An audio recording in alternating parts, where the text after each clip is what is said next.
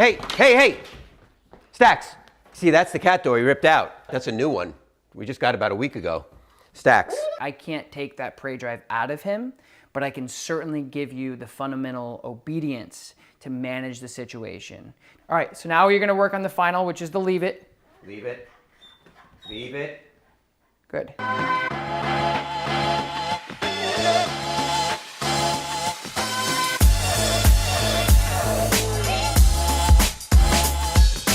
Hello everybody, and welcome back to the coolest dog training channel right here on YouTube. I'm Tom Davis, America's Canine Educator. Thank you so much for joining me here today. Today we have a case that we hear about a lot. We have a dog that is chasing a cat. It's a new addition to the family, and obviously it's creating a ton of stress within the household. So as you guys know, I've done a lot of these cat and dog integrations, and we've been really successful in the past, and I'm hoping we can do that here today. As you know, we don't have a ton of cats running around the Upstate Canine Academy, so we're doing it in-home. We're about to go in and meet the dog and the owners and see what we can do for them. Hello. Hey, come on in. I'm Tom. Fred. Nice to meet you. Nice to meet you too. Thanks for coming. Yeah, no problem. All right. We have a challenge here. Yeah, I heard. So let's see what we can do. Let's go have a seat actually, and we'll talk about what's going on. Great, come on in. So we've had Stax for a couple of weeks. He was in a shelter and he's about a year old. Great dog. We love him. He's been a handful. But when it comes to the cat, because we've had Tony, the cat, for a while now. And how old is Tony? Tony's probably about 7 years old, 8 years old. Oh, so we've had him for a while. He knows the house. He's comfortable in the house. And he pretty much ran the house until we brought Stax home. Perfect. And it was difficult from the beginning, because of how he just sees Tony as a prey. And no matter what we do, no matter how we interact with the dog, there is just no way Stax will just feel comfortable around Tony. So what does he do? Does he like chase him? Is he try to hang? He chases him, and he chases him with a lot of vengeance, with this ire that he just wants to. I don't think he would, because he has cornered him a couple of times. Yeah. Or once actually, that he kind of got a little out of hand, and he didn't go after him and try to kill him. You just think it's a game. I'm hoping it was a game, and I hope it is a game, but it's gotten to the point where it's a bit scary, because we just don't want anything to happen. We're trying to get the two of them to cooperate and live in the house in peace. Okay. Hey.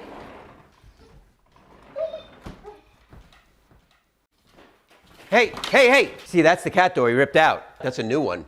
We just got about a week ago. Stax. So I always like to tell people in the integration process, like in your case, you're bringing in an adult dog to the house. Now, if you have a puppy, this is a little different, because puppies really can't do a lot of damage. They might chase the cat around and it might be cute, but they typically, in experiences like this, they typically grow up like my dogs. They're all 100 pounds or more. Once they grow up with the animal together, then they really just have a playful relationship.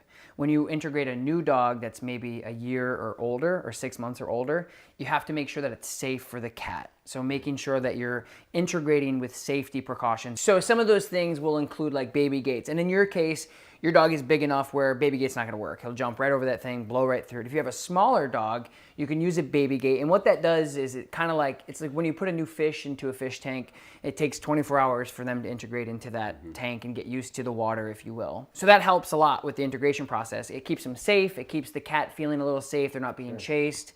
If your cat can jump up on things, that's a little different too. That provides them a little bit of safety. But you got to make sure that if you are getting an adult dog, especially for you guys at home, you need to make sure that when you are bringing an adult dog in, that you have those safety precautions in place. And what I'm going to do too is I'm going to throw up what an X-Pen is in the corner here on the screen, because an X-Pen is basically like, some people use them for puppy raising, where it's like a really big playpen for a baby. Yes. But you can get them up to 4 feet, and I'll link a description below. You guys can see what that looks like on Amazon or something. But what that does is it also allows your dog to be in an area that the cat is also associated with. So it's not great for bigger dogs because it is a small area.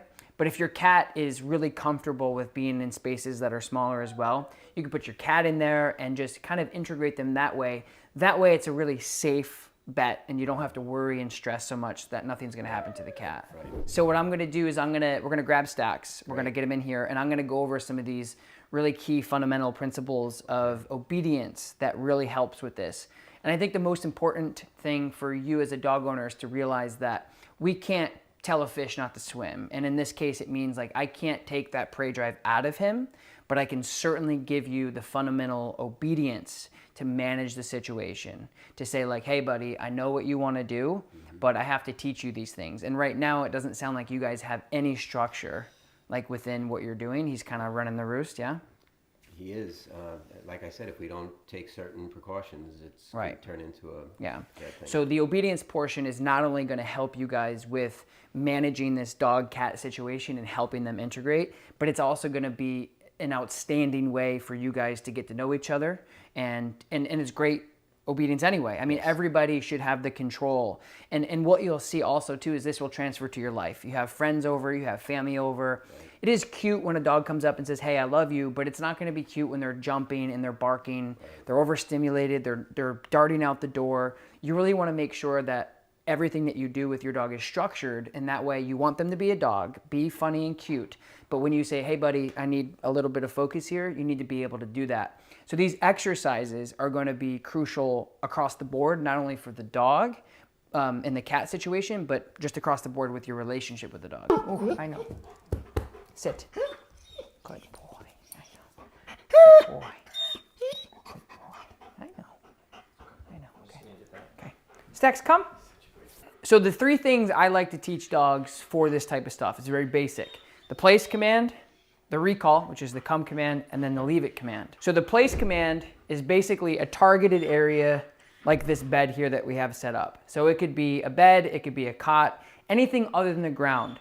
And what we want to be able to do is say, hey dog, go there. Because what that does is it initially takes away and decompresses that pressure of him going like, where's the cat? So if you say, again, like we talked about before, I know what you want to do, you're a dog, you have a prey drive, but here's what I want you to do, and it'll decompress that prey drive.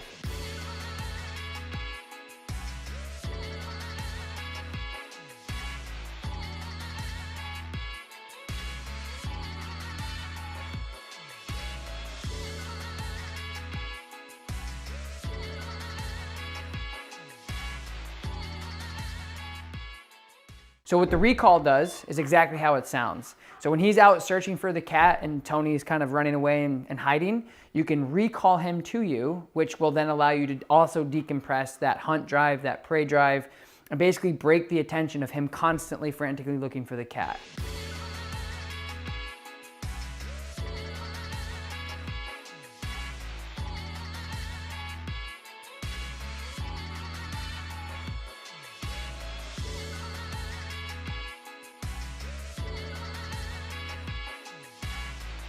So last but not least will be the leave it command. The leave it command is going to be universally used for pretty much anything you do not want him engaged in.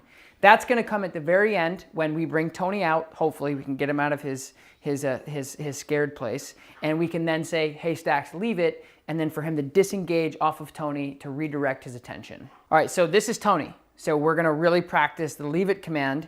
So you got to remember, Tony is in your hands. I have the ball. Stax, please. Good. Good. Good place. All right, now you're going to let him out.